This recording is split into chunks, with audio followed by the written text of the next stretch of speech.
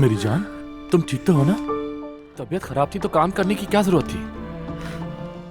अब बस एक काम बाकी है, हमारी शादी। मैं यूसुफ से कह दूंगा, वो देख लेगा। वो सब डॉक्यूमेंट्स बनवा लेगा, तुम्हें सिर्फ साइन करने होंगे। काश ऐसा हो जाए अब्दुल्ला बाबा, काश। मैं तो बहुत चाहती हूँ, लेकिन अजलान पता नहीं क्यों नहीं चाहता।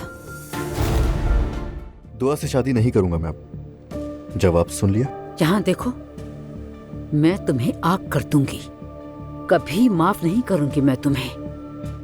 इसका मकसद बस एक ही है शादी का। तलाक लेकर छीन लेगी मेरी बेटी को ये मुझसे। तुमने माफ नहीं किया मुझे तो वापस क्यों आई? हाँ, क्योंकि तुमने मुझे मजबूर किया अजलान। आप सब ने मुझे मजबूर किया कि मैं इस घर में वापस आऊं। तुम लोगों के रोजाना के झगड़ों की वजह से मैं अपना ख्याल भी नहीं रख सकती हूँ। किस किस्म के लोग हो तुम? बाबा बस, अब सब मेरी बर्दाश्त से बाहर है। मैं कह दूंगा कि मैं दुआ को घर ले आया था, और फिर जब मैंने उसे शादी के लिए कहा तो उसने फौरन मना कर दिया। अजलान चुप हो क्योंकि जाओ। दुआ का मानना यह था कि एक ही घर में बगैर निकाह के भी रहा जा सकता है।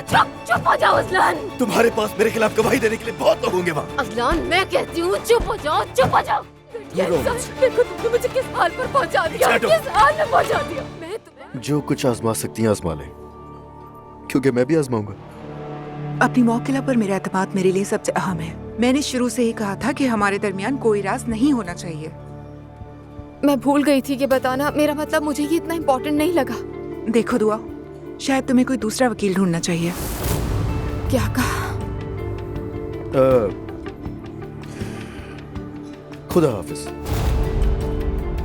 बिस्मत साहिबा प्लीज मेरी बात सुने। बिस्मत साहिबा 1 मिनट मेरी बात तो सुने प्लीज।